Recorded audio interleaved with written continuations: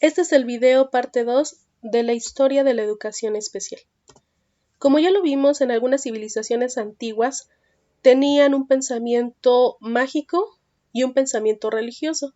Tal fue el caso de Mesopotamia, que utilizaba el famoso ritual Shurpu, que era pues un interrogatorio que se le hacía a la persona enferma para conocer un poco la causa de sus males. Por otro lado, teníamos Egipto, que tenía una actitud pues muy ética respecto a las minusvalías físicas y que la persona cuando moría pues acudía al tribunal de los muertos y confesaba ante el dios Osiris todos sus pecados, y él era pues quien decidía si tenía la trascendencia o no de los muertos.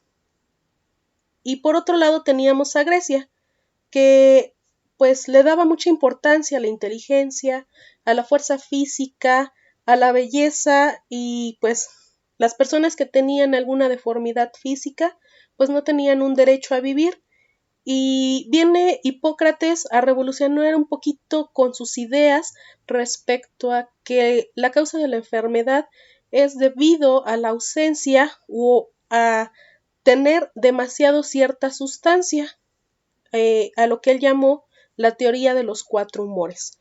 Por otro lado, pues teníamos a Roma que permitió pues el infanticidio de pues todas las personas que tenían cierta malformación.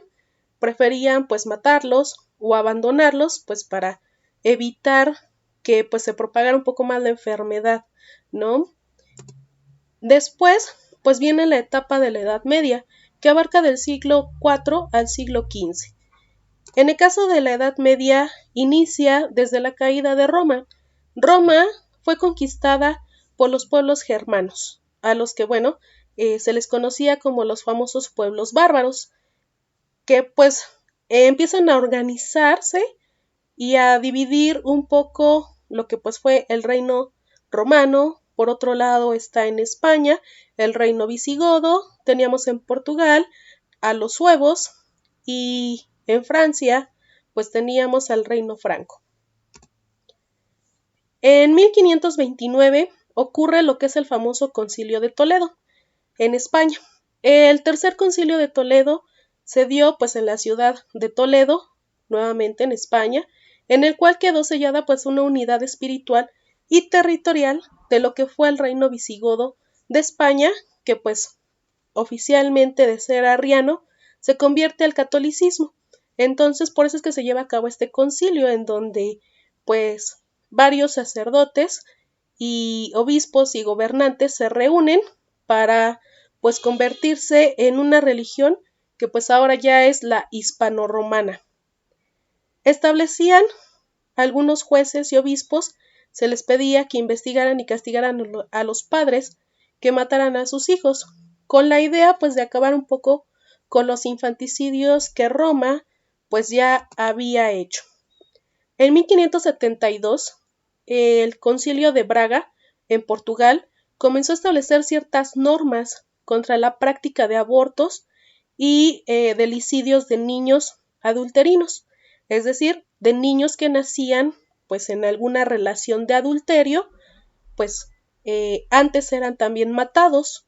Entonces el Concilio de Braga comienza a establecer ciertas normas para que pues se deje de matar a todos esos niños, que pues en realidad no tenían la culpa pues de lo que los padres habían hecho. El fuero juzgó, las leyes de los reyes godos establecían la pena de muerte o ceguera a las madres que mataran a sus hijos. Entonces pues acabaron un poco con el aspecto de infanticidios, porque pues muchas madres no querían pues que las mataran a ellas o que las dejaran ciegas. Y bueno, también esta misma situación era para los abortos. La pastoral episcopal comenzó a llamar a ejercer un poco más la caridad con los pobres. Recordemos la cuestión cristiana de que pues en los desdichados y en los desvalidos, en medio de ellos estaba Cristo. Entonces había que ayudarlos porque pues era como si estuvieran ayudando a Cristo. Después comenzaron a surgir diferentes asilos, casas de acogida y hospitales. Eso fue parte pues de lo que pasó durante este periodo. Por otro lado tenemos a Alfonso X, que fue llamado el Sabio. Él abrió un cauce de dignificación y protección jurídica para todas las personas que tenían algún tipo de sordera o ceguera. Entonces eran protegidos por la ley, cuando pues antes eran rechazados. Aún así, los infanticidios siguieron existiendo en cantidades bastante importantes. También pues existía el aborto, el abandono infantil, las masas ingentes de vagabundos en las calles, había demasiadas personas vagabundas, había también ciertos incapacitados físicos y bueno, las enfermedades mentales y epilépticas todavía seguían siendo consideradas impuras, pecaminosas o por qué no decirlo, todavía diabólicas y despreciables.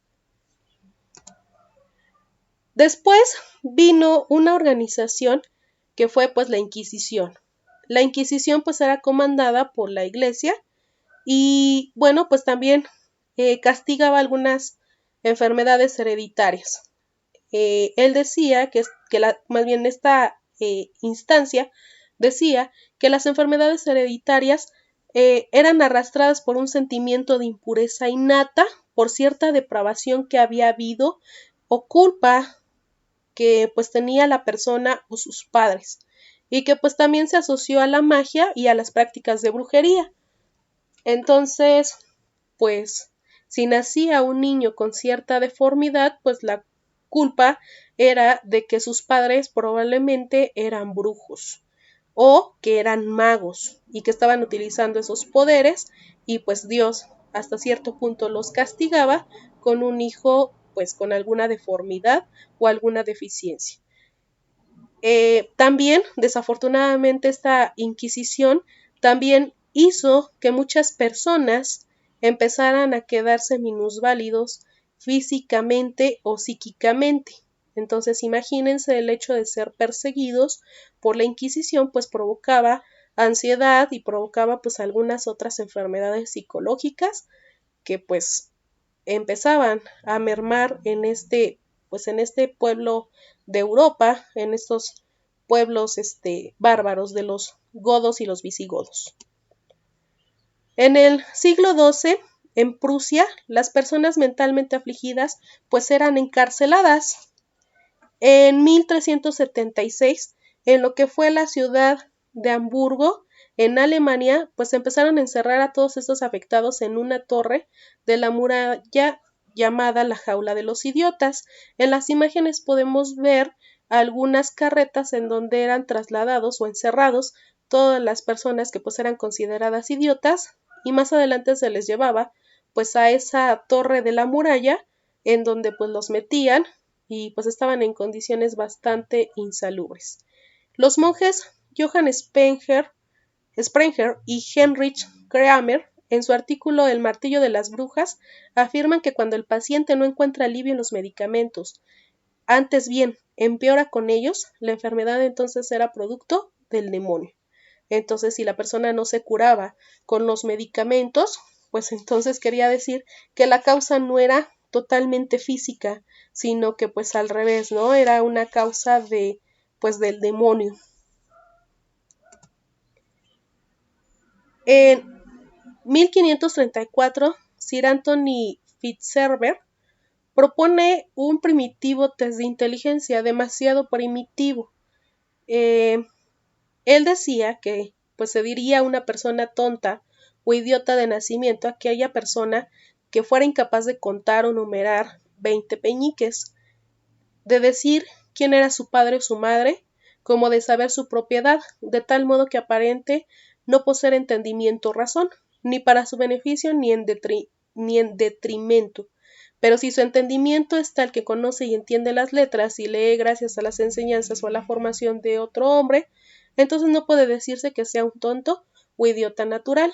En la actualidad, un poco de esto todavía sigue siendo usado, pues cuando una persona tiene a lo mejor un shock emocional se le hacen pues algunas preguntas, ¿no? Lo básico, su nombre, su edad, en dónde vive, ¿no? que se le conoce como la famosa prueba de realidad. Sin embargo, pues en ese tiempo la utilizaban para que, pues saber si la persona era un idiota o no era un idiota o tonto. En 1531, Swinburne amplió el procedimiento añadiendo algunas pruebas como medir un metro de tejido y nombrar probablemente pues los días de la semana. Entonces pues a los que consideraban que tenían alguna deficiencia pues comenzaban a hacerle este test para comprobar pues si era un tonto o un idiota. Estos eran los términos de ese tiempo, llamarles tontos e idiotas. En lo que fue ya el Renacimiento, que pues se emprende lo que serían el siglo XV y el siglo XVI, cambiaron un poquito las cosas. El Renacimiento fue un periodo de transición pues el que hubo entre la Edad Media y los inicios pues de lo que fue la Edad Moderna.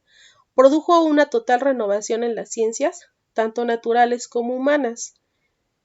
Durante ese tiempo muchos científicos, muchos filósofos comenzaron a hacer investigaciones, aprovechando pues que la Iglesia lo permitió un poquito más, que la Santa Inquisición fue un poquito más restringida y dejó pues ya de matar a todos. En el caso de la pintura y la escultura, en la cuestión artística, tenemos personajes importantes como lo fue Leonardo da Vinci, Miguel Ángel Buonarroti, Rafael Sanzio. En esta imagen podemos apreciar algunas de las obras de pues estos pintores y escultores. En la primera fila pues tenemos las obras de Rafael. En el caso de Rafael, pues tenemos la primer pintura, que pues es la Escuela de Atenas. Por lo regular, Rafael lo que más pintaba pues eran imágenes de la Virgen, pues con el niño Jesús, porque antes estos artistas pues eran pagados por la iglesia para pues que decoraran las capillas. Tenemos por otro lado a Leonardo con algunas de sus obras. La más conocida pues es la Mona Lisa, la Última Cena. Tenemos algunas otras que hizo, como por ejemplo fueron los planos del helicóptero y algunos otros inventos que pues tenemos en la actualidad. En la parte de hasta abajo tenemos lo que son las obras de Miguel Ángel. Tenemos en la Capilla Sixtina algunas de sus pinturas, que pues tenemos por ejemplo el Juicio Final. Tenemos por otro lado la escultura del David y la escultura de la Piedad, en donde pues está María en el momento en el que Jesús muere abrazándolo. En el aspecto de educación y pedagogía, había representantes como lo fue Erasmo de Rotterdam, Juan Amos Comenio, Juan Luis Vives, Francois Rabelais.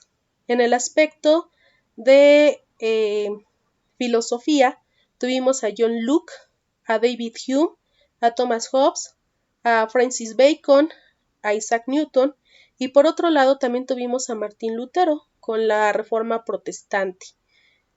Surgió el protestantismo debido pues a que uno de los papas se le ocurre dar una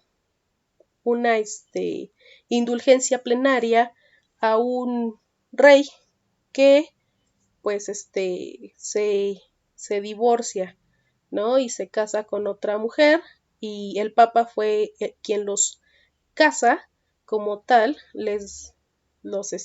hace la boda y todo, cuando pues se supone que en esos tiempos no se permitía el divorcio eclesiástico. Y en el caso de las indulgencias plenarias, todas las personas pues tenían que pagar altos porcentajes de dinero para obtener estas indulgencias. La indulgencia es como el perdón de todos los pecados. En lo que fue el siglo XVII, comienza pues en lo que fue el 1600 y termina el 31 de diciembre del 1700. Es el último siglo que forma parte de lo que se conoce como la Edad Moderna, y pues por el y que estuvo caracterizado por un movimiento que fue el movimiento barroco.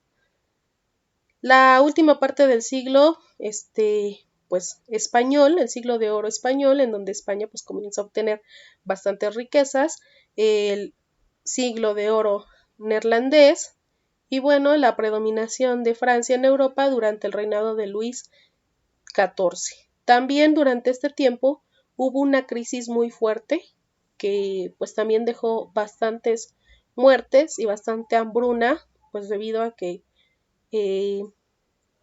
por un lado algunas naciones tenían mucho oro, pero pues el oro seguía siendo de algunos ricos y con la crisis muchos perdieron pues sus ganancias de las acciones que habían comprado. Tenemos por otro lado lo que fue el siglo XVIII, que fue el siglo de la Ilustración. Este siglo también es conocido como el siglo de las luces, debido pues a que hay un movimiento intelectual conocido como la Ilustración. Me regreso un poquito. En el Renacimiento, la Iglesia deja un poquito de lado a la Santa Inquisición y comienzan a haber ciertos inventos y a progresar en la ciencia. Sin embargo, en lo que fue el siglo XVII, la Iglesia vuelve a tomar poder, por lo cual, pues, debido también al movimiento protestante, la Iglesia se da cuenta que empieza a perder poder, y entonces vuelve a retomar ese poder, y entonces vuelve a haber un periodo de oscurantismo. De hecho, el siglo XVII es conocido también como el tiempo del oscurantismo. Entonces llega el siglo XVIII y pues nuevamente comienzan a haber ciertos inventos y ciertas cuestiones intelectuales pues comienzan nuevamente a salir y pues es conocido pues como la Ilustración. En el aspecto de la educación especial, voy a hacer un recorrido desde el Renacimiento hasta la Ilustración. No lo divido como tal en lo que sería el Renacimiento, el siglo XVII y la Ilustración, debido a que durante este tiempo probablemente una generación hizo algunas cosas, la siguiente generación continuó y en lo que fue el siglo de la Ilustración se perfeccionó. Entonces, ciertos inventos o ciertos descubrimientos o ciertos términos surgen en el Renacimiento, en el siglo XVII se continúa con las investigaciones y en el siglo de la Ilustración pues es cuando ya se perfecciona como tal. Las personas con minusvalías físicas, sociales y culturales no habían tenido cierto acceso a la educación, todavía no se les permitía en la época del Renacimiento. Ya no eran tan despreciados, pero no se les permitía formar parte de la pedagogía. Pedro Ponce de León y Juan Pablo Bonet, que venciendo resistencias importantes, abren camino a la educación de sordomudos. Todavía las personas con deficiencias físicas o deformidades no eran aceptados. Entonces, en la cuestión pedagógica, donde comienza a abrirse cauce la pedagogía para esto, que pues es la educación especial, fue en los sordomudos. Y pues inician Pedro Ponce de León y Juan Pablo Bonet. Más adelante, en los siguientes siglos, comienza Holanda, le sigue Alemania, Italia y pues Inglaterra tampoco se quedó atrás. Charles Michael L.P., fundador en 1760 de la primera escuela pública francesa para disminuidos.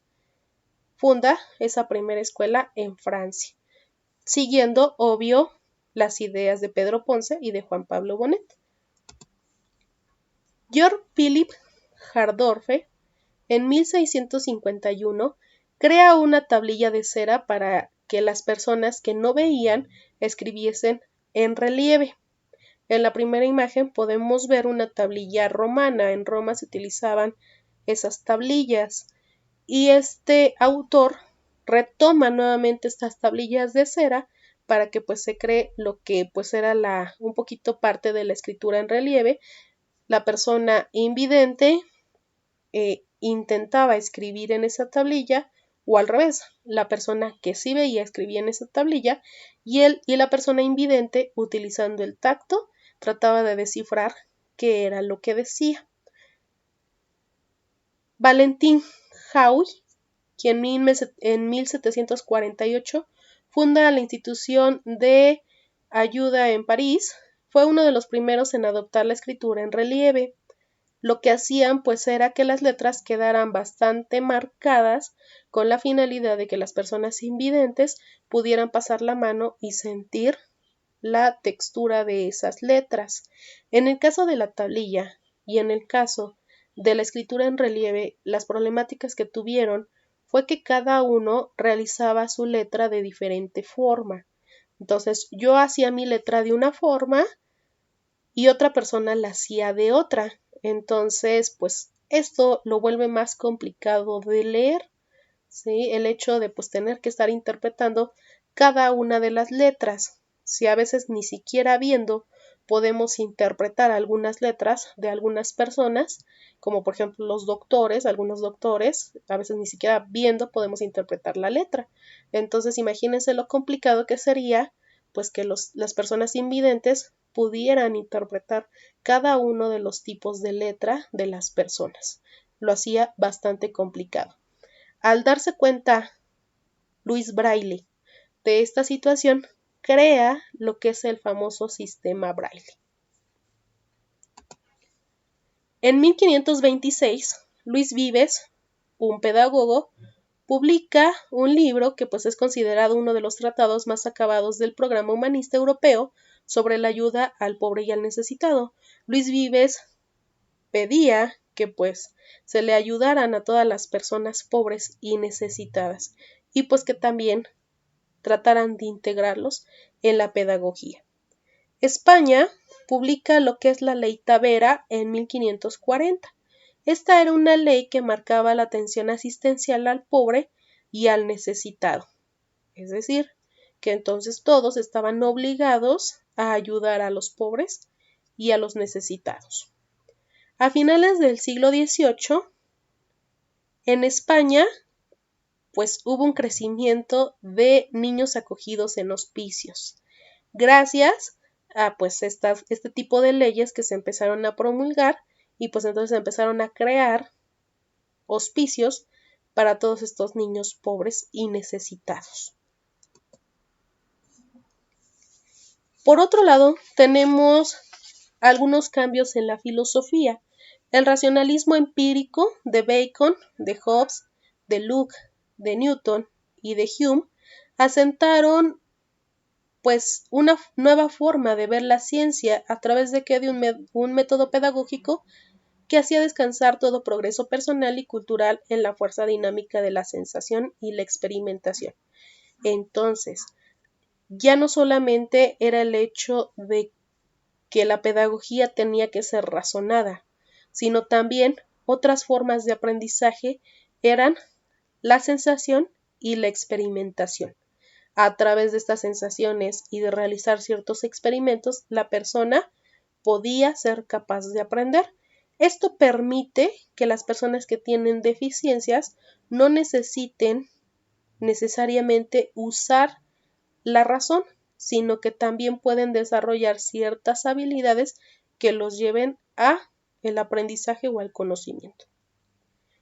Por otro lado, tuvimos el naturalismo, que pues que devalúa un poquito la cultura y la pedagogía de la fe y del dogma de la autoridad y de los valores tradicionales.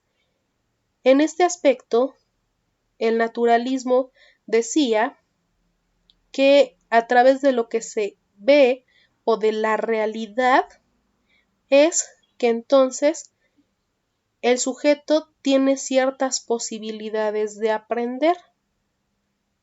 Es decir, cada persona somos capaces de observar nuestra realidad y a través de esa realidad adquirimos cierto conocimiento, no solamente de lo que se razona, sino también de todo lo que se observa.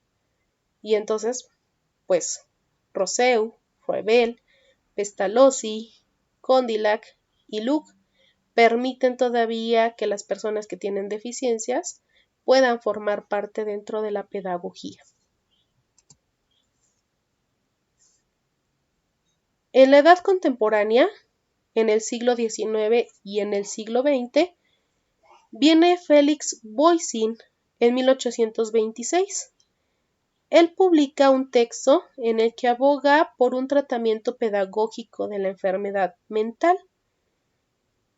Es decir, que las enfermedades mentales también pueden ayudarse mediante un tratamiento pedagógico.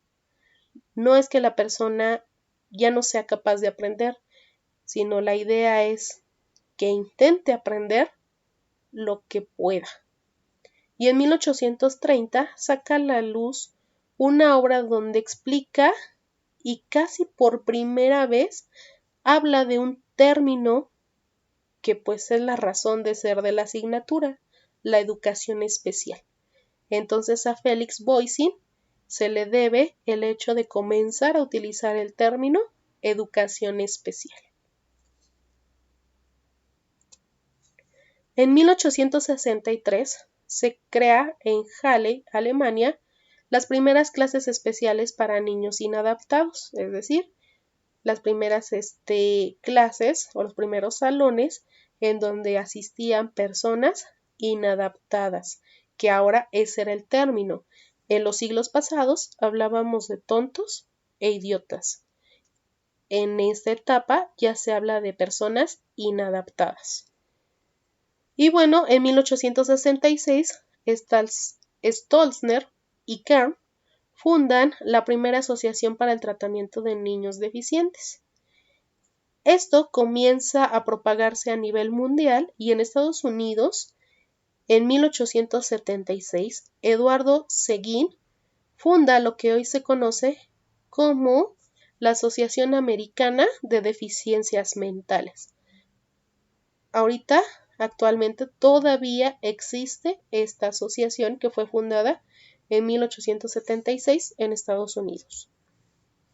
En 1901 comienza Ovidio de Crowley a inaugurar la primera escuela para personas retrasadas y anormales. Seguido de las ideas de Crowley, tenemos a María Montessori, quien en 1906 abre la primera casa, que es conocida como la Casa del Niño, para niños pobres y con problemas, que pues serán atendidos por ella. Ella demuestra que los niños que tienen ciertas deficiencias o dificultades para aprender pueden hacerlo mediante el método Montessori. En 1905 comienza a surgir un poquito la necesidad de clasificar a los alumnos de acuerdo a su nivel de inteligencia. ¿Cómo podemos saber si un niño tiene deficiencia o no intelectual? Ante esta pregunta, Alfred Binet y su alumno Theodore Simon en 1905 publican lo que es el primer test de inteligencia como tal, que fue el test de Binet-Simon, y pues comenzaron a impulsar con ello también otro aspecto de la psicología, que fue la psicometría. Más adelante, las aportaciones de Goddard y Terman y de Kuhlman son claves para el desarrollo de lo que es la psicología cognitiva, y entonces comienzan a clasificar a los alumnos de acuerdo a sus habilidades y a sus capacidades. Y pues la psicología cognitiva también permitió pues conocer de qué formas aprende el niño. Algunas teorías evolucionistas también comenzaron a surgir y pues comienzan a surgir ciertos estudios genéticos y psicométricos y desafortunadamente pues demuestran que algunas enfermedades se transmiten de forma genética. Ante esto, algunos países, como fueron los países escandinavos, Canadá y Estados Unidos, comienzan a dictar ciertas medidas para que se comenzaran a esterilizar a todas las personas que tenían deficiencias.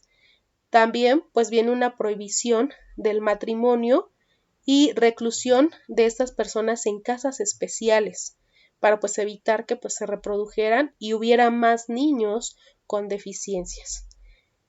Y pues desafortunadamente esto a veces en lugar de ayudar, pues acarreaba más problemas. Sin embargo, pues bueno, también se crearon casas especiales para favorecer su recuperación y cierta terapia, aunque a veces la terapia pues todavía era muy discriminativa los segregaban y los aislaban de forma social. Entonces el niño era recluido en estas casas para que fuera aprendiendo a su ritmo y no había mucho contacto con la sociedad. La última de las tendencias viene representada por lo que se ha dado en llamar principios de la normalización y de la integración, es decir, en lo que fue el último tercio del siglo XX, en lo que fue la década de los 60 y 70, pues comienzan a haber algunas publicaciones sobre lo que pues fue la educación especial, y dentro de estas publicaciones se habla de lo que serían los principios de normalización y la integración. Cómo integrar a un niño con ciertas deficiencias o ciertas dificultades de aprendizaje a una escuela regular. Igual, cómo hablar de que el niño alcance una normalización, es decir, nunca va a estar a la par de los demás, pero que sí sea lo más similar posible. Esa, pues en la actualidad sigue siendo un reto de la educación especial y de esta integración que se ha hecho ya en las escuelas. Aquilino Polaino dice que todo ser humano tiene derecho a la educación. Y entonces, el principio de normalización que busca pues garantizar el derecho a la educación a las personas con minusvalías físicas y mentales no es sinónima de inespecialización. Tampoco implica un tratamiento pedagógico idéntico al de los niños normales. Y esto es parte de lo que la educación actual todavía no entiende, que nunca se le puede dar un tratamiento pedagógico igual que a un niño normal. Debe de haber una educación especial. Y para eso, pues en lo que es la escuela regular, se tienen que hacer lo que se conocen como adecuaciones curriculares, para que entonces pueda recibir su propio tratamiento pedagógico y esté adecuado a sus necesidades educativas especiales. Y bueno, pues con esto termino el video. Muchas gracias. Y en el próximo video pues hablaremos un poquito de lo que es la integración, de la normalización y de las adecuaciones curriculares.